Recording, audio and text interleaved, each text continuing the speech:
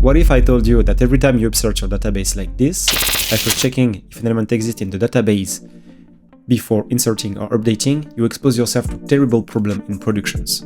Fortunately, I have a solution for you, and it can prevent many of those problems by using a single line of SQL magic.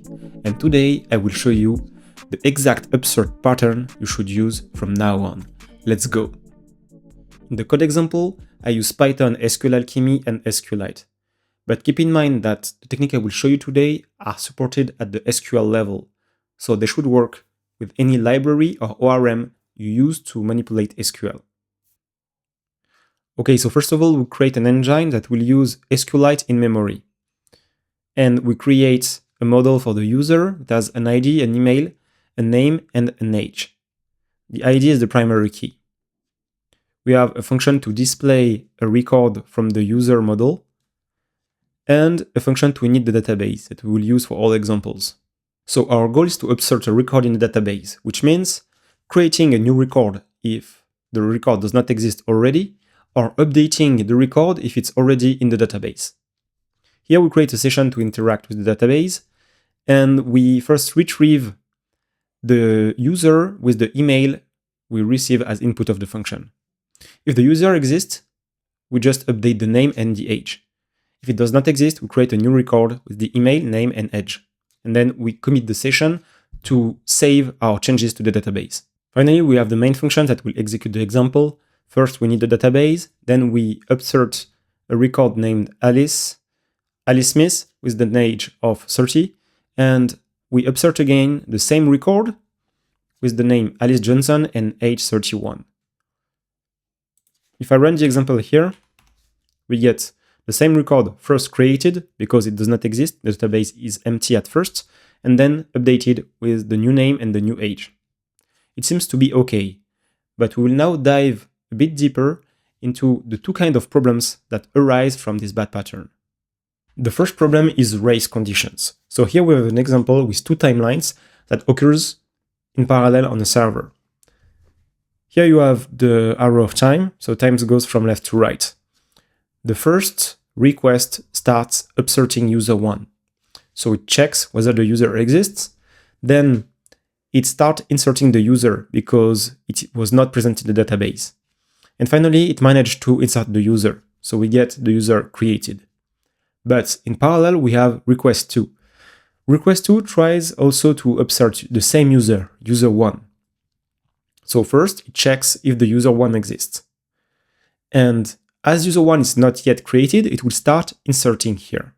But as you can see, the creation happens in between the start of the insertion in the request 2 and the end with an error. Because at this point, the user is created, so we try to create again, and then we get an error because the primary key can't be duplicated. So we have a constraint violation error. The second kind of problem you can get is performance issues, because instead of doing one request to the database to upsert your record, you are now doing two every time.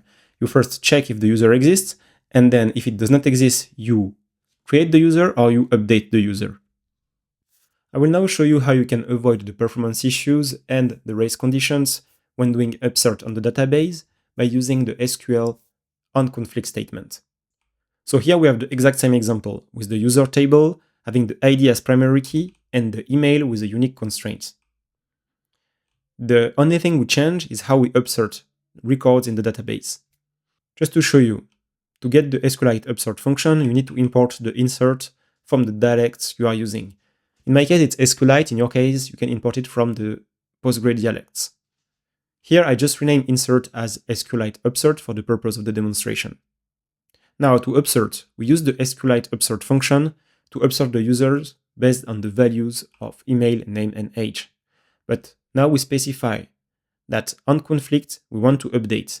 If we have a conflict on the constraint user.email, we want to set the name to the excluded name and excluded age. So you understand it, the excluded is a temporary database that contains the rows you want to insert. So we just say that after the conflict, use the excluded name and excluded age. So it's the name and age coming from those values. Finally, we execute the statement and commit the session to save our result to the database. Now let's see what happens.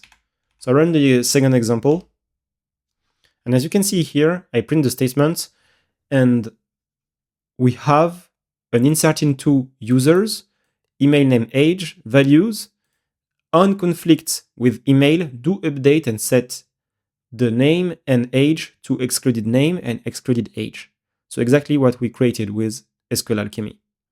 And as you can see, it works because first we create a user, Charlie, with an age of 40. And the second time we update the user and changes the name to Charles and age 41.